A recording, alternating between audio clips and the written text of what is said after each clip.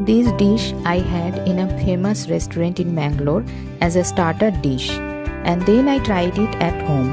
If you wanna make it as a starter dish, add half of the amount of milk to make a lesser gravy. If you want to make this as a side dish, just follow the quantity I am showing here.